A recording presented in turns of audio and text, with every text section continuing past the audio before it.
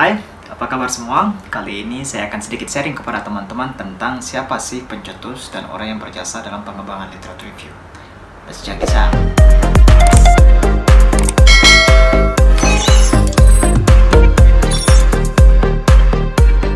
Saya tidak akan menjelaskan secara detail bagaimana perkembangan literatur review sampai saat ini. Namun yang ingin kita ketahui di sini adalah siapa sih orang yang berjasa pengembangan literatur review itu sendiri. Let's find out. Ada yang tahu gak buku ini? Buku ini ditulis oleh James Lind, A Treatise on the Scurvy, 3 parts, containing an inquiry into the nature, causes, and cure of that disease. Jadi ini masih ada bukunya, silahkan cek di Elsevier. Ini pada tahun 1753. Jadi pada abad ke-17 dulu literatur review itu dibuat. Scurvy itu apa sih? Ya, kalau kita nonton film pada zaman dulu begitu ya, ada film bajak laut begitu ya, pasti mukanya mirip-mirip seperti ini begitu kan ya. Jadi The Pirate Killers, jadi pembajak laut ya. Jadi pale skin, mukanya pucat, loss of teeth, giginya ya seperti itu panjang-panjang, terus agak hilang-hilang juga begitu ya. Kemudian sunken eyes seperti itu. Jadi ini adalah penyakit langka, disebut juga dengan skorbut akibat kekurangan vitamin C. Namun pada saat James Lind hidup, konsep vitamin ini belum diketahui pada saat itu. Oke. Jadi pada abad ke-17 itu di Inggris. Jadi kalau pada nonton film di Inggris gitu, film British pada tahun zaman-zaman dulu, pasti muka-mukanya seperti ini begitu ya. Nah, sudah diketahui sebelumnya bahwa buah sitrus, jeruk, dan kawan-kawan mempunyai efek antiskorbutik. Saat John Woodall, seorang ahli bedah militer Inggris di perusahaan India Timur, Inggris, yang merekomendasikan buah sitrus untuk penyakit scurvy. Akan tapi penggunaan buah tersebut untuk pengobatan tidak tersebar luas. Jadi sebetulnya orang yang pertama yang mengetahui tentang antiskorbut ini untuk vitamin C adalah John Woodall, bukan James Lind ya. Namun, walaupun James Lind bukanlah orang yang pertama merekomendasikan buah sitrus untuk pengobatan scurvy, namun dialah orang yang pertama kali mempelajari efek buah sitrus tersebut dengan metode eksperimen yang sistematik pada tahun 1747. Jadi studi James Lind ini merupakan studi eksperimen klinik yang pertama di sejarah dunia kedokteran, khususnya penggunaan grup kontrol. Jadi di bukunya James Lind ini, A Treatise on Scurvy, jadi menampilkan buku critical and chronological view of what has been published on the subject. Jadi di situ tertulis pandangan kritis dan kronologi pada apa yang sudah dipublikasikan tentang satu subjek. Dia menulis seperti ini: It became requisite to exhibit a full and impartial view of what had hitherto been published on the scurvy, and before the subject could be set in clear and proper light, it was necessary to remove a great deal of the rubbish. Telah menjadi keharusan untuk melihat atau mereview sesuatu dengan pandangan yang komprehensif, tidak memihak pada apa yang sudah dipublish begitu ya, sudah diterbitkan pada scurvy sampai saat ini. Sebelum subjek diatur secara jelas dan tepat, kita perlu membuang banyak sampah dari hasil publikasi. Jadi si James Lind ini mereview semua paper begitu yang sudah terpublish begitu, agar mengerti seutuhnya tentang penyakit scurvy ini. Jadi tidak langsung ambil 1-2 artikel sudah di apply begitu, enggak. Jadi mereka melakukan systematic review untuk dijadikan evidence based. Nah, ini perlu dilakukan untuk membuang sampah. Jadi zaman dulu saja sudah dilakukan systematic review, literature review seperti ini begitu. Apalagi sekarang yang sudah banyak publikasi begitu ya. Jadi karena sampah penelitian itu begitu banyak, systematic review ini perlu terus dilakukan mengingat banyak sekali rubbish research dengan kualitas yang rendah seperti itu.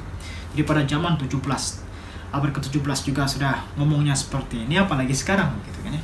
Nah, efek dari James Lind ini akhirnya ada muncul the James Lind Library, silahkan dicek di internet begitu kan. Illustrating the development of fair taste treatment in healthcare. Jadi ada nama James Lind Library, jadi silahkan dicek ya. Nah, itu untuk orang yang pertama mencetus systematic review pada abad ke-17.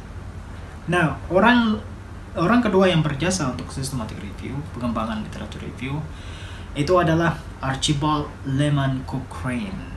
Jadi beliau ini adalah seorang Scotland yang menulis catatan di bukunya yang berjudul Effectiveness and Efficiency Random Reflection on Health Services. Jadi buku ini mengadvokasi penggunaan randomized control trial untuk membuat dunia kedokteran lebih efektif dan efisien. Jadi advokasi beliau pada RCT akhirnya membuahkan hasil pada pengembangan Cochrane Library, yang kita tahu bahwa semua systematic review, literature review ada di sana begitu. Cochrane Library, database of systematic reviews. The establishment of UK Cochrane Center in Oxford and the international Cochrane collaborations. Jadi Cochrane ini juga dikenal sebagai one of the fathers of modern clinical epidemiology and evidence-based medicine, dan dipertimbangkan sebagai pencipta ide evidence-based medicine pada era saat ini. Jadi bukunya juga masih ada ya, berjudul Effectiveness and Efficiency. Silakan cek di Elsevier, ada juga di sana. Random Reflection on Health Service. Nah, yang perlu kita ketahui dari dua orang ini bahwa sejarahnya literature review ini atau systematic review ini yang mengerjakan dua orang ini adalah medical doctors begitu. Jadi mereka ini adalah dokter. Yang perlu digarisbawahi di sini bahwa systematic review pada awalnya, pada dasarnya adalah itu dilakukan hanya untuk quantitative studies, bukan untuk di qualitative studies. Namun karena berkembang keilmuan, sekarang systematic review bisa dilakukan di kualitatif, bisa kuanti, bisa mixed method juga gitu. Yang perlu dipahami juga, systematic review aims to be explicit, jadi statement objective material methods, systematics, identification of literatures, transparency, criterion decision, reproducible, methodology and conclusion and bias. Jadi namanya kita melakukan systematic review yang dilakukan oleh James Lin, yang dia bilang tadi bahwa kita harus melakukan review itu secara utuh, secara komprehensif, tidak memihak. Jadi kalau kita melakukan systematic review, tentu saja kita semua database yang ada kita ambil begitu. Semua database yang mengcover semuanya kayak Scopus, Web of Science, yang mengcover semua paper yang ada di dunia ini begitu kan. Nah, tentu saja ini harus dilakukan secara sistematik, transparent, dan reproducible. Jadi kita bisa mengulang kembali apa yang sudah dilakukan sebelumnya, apakah sudah betul atau belum. Jadi jangan sampai kita ada bias, dari 3000 paper kita ambil 10 saja gitu. Langsung main ambil 10 saja dengan tanpa ada systematic methodology. Jadi itu yang dilakukan oleh James Lin dan Cochrane gitu ya. Jadi saya tidak akan panjang lebar untuk membahas tentang systematic review. Yang jelas apa yang sudah dilakukan tentu saja harus systematic, transparent, dan reproducible, tidak bias ya. Oke, mungkin segitu saja yang bisa saya sampaikan. Dan tentu saja kita harus paham bahwa systematic review pada awal dilakukan oleh James Lin dan Cochrane itu masih kita pakai sampai saat ini. Cochrane masih berjasa sampai saat ini, dan James Lin jangan lupa beliau juga yang mencanangkan untuk melakukan systematic review yang tidak memihak. Oke, mungkin segitu saja bisa saya sampaikan. Terima kasih banyak sudah menonton.